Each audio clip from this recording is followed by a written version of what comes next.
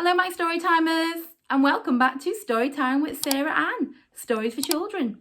Are we ready for another adventure? Let's go.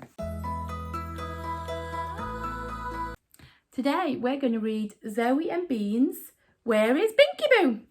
By Chloe and Mick Inkpen. If you have a copy, go and grab it and we can read along together. Do we have our listening ears ready? Let's go. Zoe loved Molly, but so did Beans. It had become a bit of a problem ever since he'd lost Binky Boo.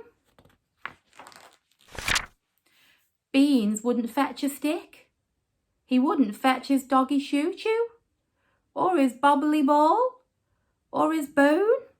Boring. Zoe even bought him a special squeaky chicken, but he wasn't interested. He would only fetch Molly. And then he wouldn't give her back. Beans carried Molly around all day.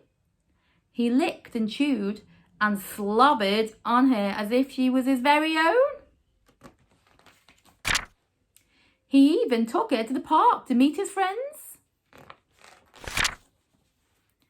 When Molly came home, something awful had happened. She smelled horrible. Not like Molly at all. Pooh! She smelled a bit like Binky Boo. Zoe couldn't cuddle her in bed that night. "You're too stinky," she explained. No offence. In the morning, Molly went straight in the washing machine. Zoe poured in an entire box of Big and Bubbly, just to be on the safe side. When Beans woke up, Molly had gone. She wasn't under the duvet. She wasn't in the toy box. Eventually, he found her dripping on the washing line. But something awful had happened. She smelled horrible. Not like Molly at all.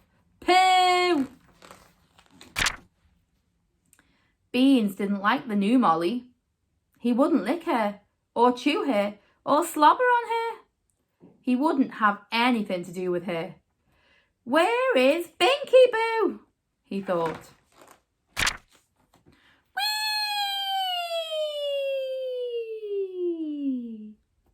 "Cheer up, Beans." Zoe whooped and hollered and jumped up and down. She whirled Molly round and round and threw her as far as she possibly could.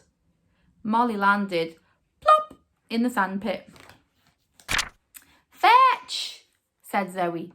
But Beans wasn't impressed. He was sulking. "Fetch, Beans, fetch." Beans didn't move. "Fetch!" Beans looked at Zoe and sighed. Slowly he got up and wandered up the garden. Suddenly Beans was barking. Barking like mad. Was it Beans? Woof, woof, woof, woof, woof, woof. Beans had found something exciting. Much more exciting than Molly. A little woolly something sticking out of the sand. A little woolly something with a familiar smell. A little woolly something he had buried some time ago. Was it Beans? Sploof! It's Binky Boo!